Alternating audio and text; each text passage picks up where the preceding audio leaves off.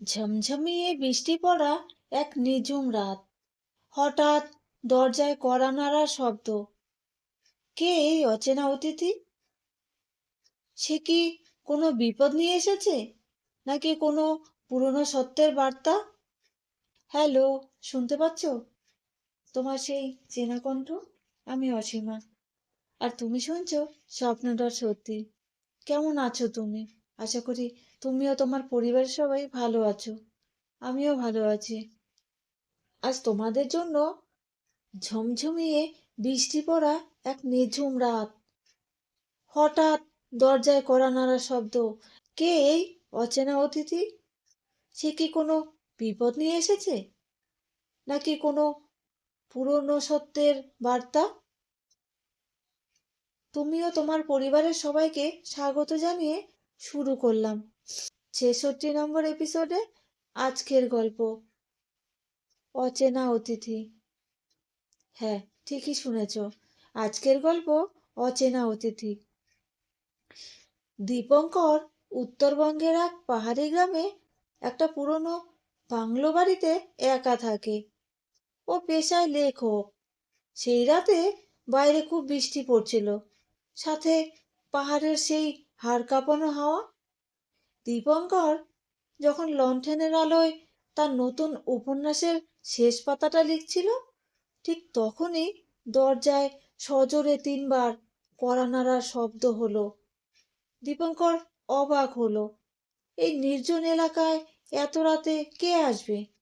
ও দরজা খুলতেই দেখলো একজন মাঝবয়সী লোক বৃষ্টিতে ভিজে একসা হয়ে দাঁড়িয়ে আছে।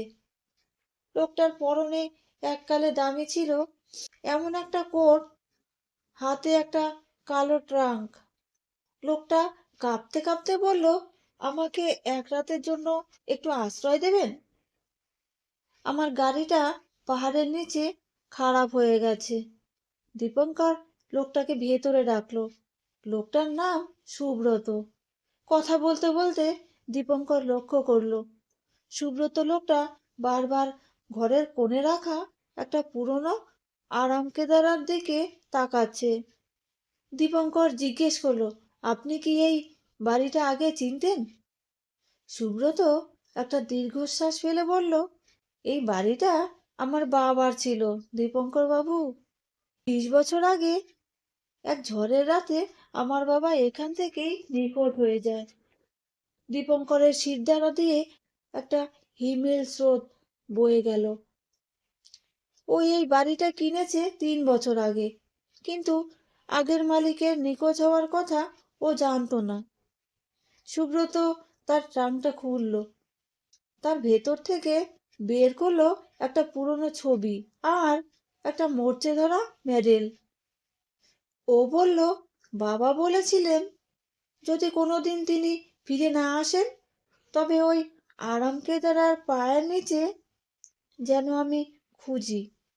দীপঙ্কর আর সুব্রত মিলে ভারী আরামকেদারাটা সরালো। মেঝেটা একটু আলগা মনে হচ্ছিল। একটা কোদাল দিয়ে মাটি সরাতেই বের হয়ে এলো একটা লোহার বাক্স।